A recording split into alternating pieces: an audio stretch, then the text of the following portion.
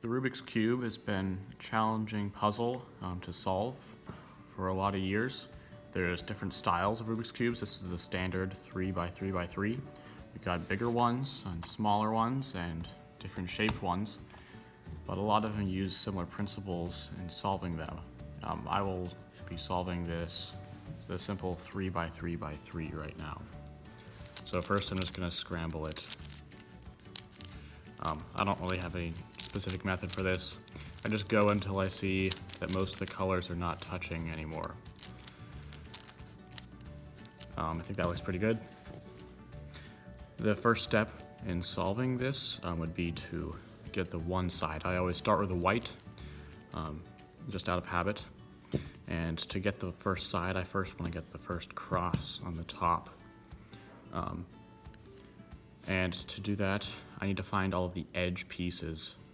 I know that all the white edge pieces have to be surrounding the white centerpiece because the centerpieces never actually move. If you rotate the cube, they always stay in place.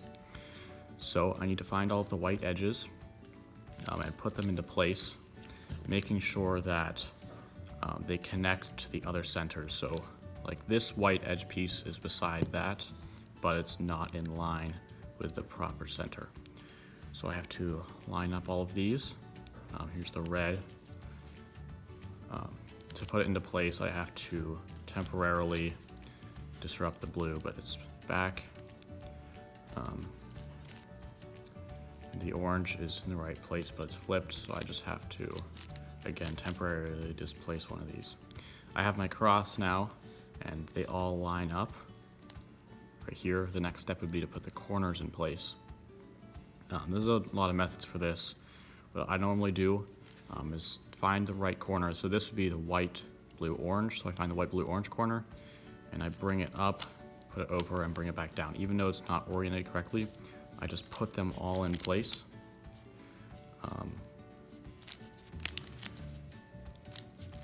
And then I orient them all at once.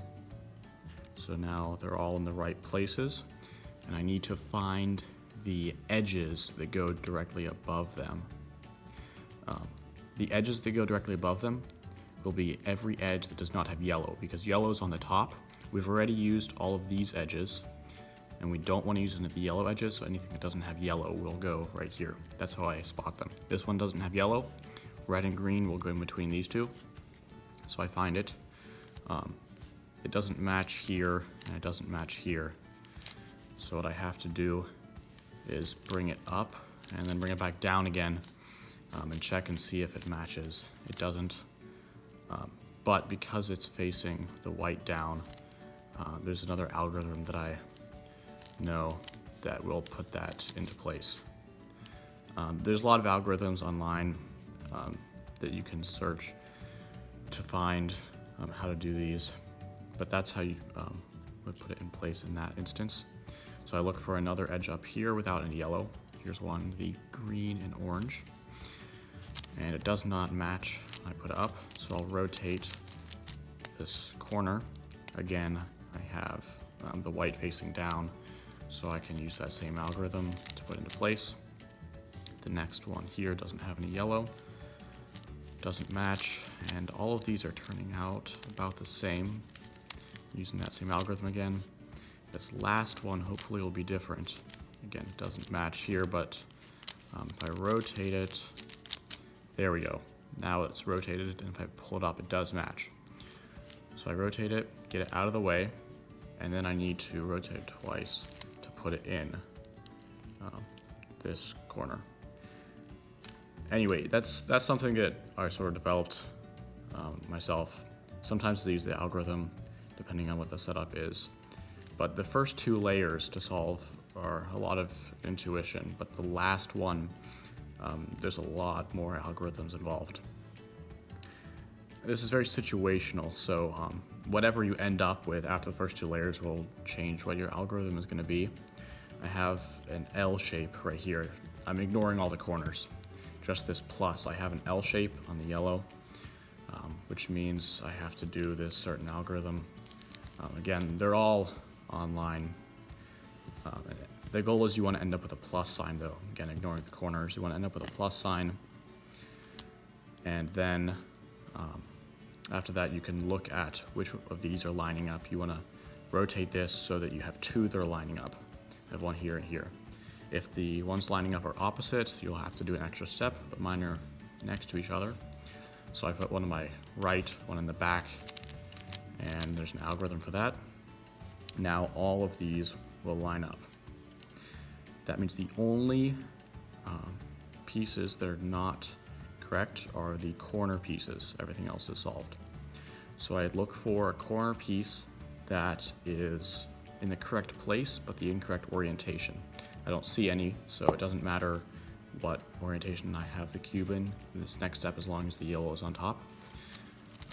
This algorithm will switch around the corners. I do it once, and there is one that is in the correct place and orientation, and the others are not, which means I'll put this one in the correct place so that it is in the bottom right, and do the algorithm again.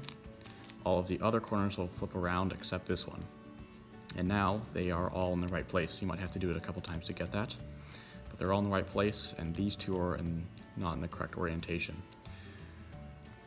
So there is an algorithm that's one of the most basic. If you do this 6 times, then it will get back to the original position the cube was in. Nothing changed after doing that 6 times. And that's the principle behind this last part. If I do this 4 times so that this corner is in place, and then rotate it and do it 2 more times, then I've done a total of 6 times. It'll always be a multiple of 6 like that, so to put the last 2 corners in place. And that's how you get the last corners without messing anything else up. You do the algorithm 6 times, it comes back to its original position, but moving the top while you do that reorients the corners. Anyway, that's one of the methods. There's a whole bunch of methods, and if you're trying to do it competitively and, I don't know, under 10 seconds or something, you'll need to find another method. There's other, they call it OLL and PLL, orientation and permutation, I believe. But that's the basic method that you use. Again, you'll probably have to look up all of the algorithms and memorize those at least while you're learning, and you might develop other strategies for other parts of it. But that's how I do it, and it works well enough for me. I can normally get it under a minute with these methods, which I think is good enough. I'm not doing anything competitively. But I hope this is a good video. I hope that it explains enough that you can go out and learn how to solve a Rubik's Cube now. Thanks for watching.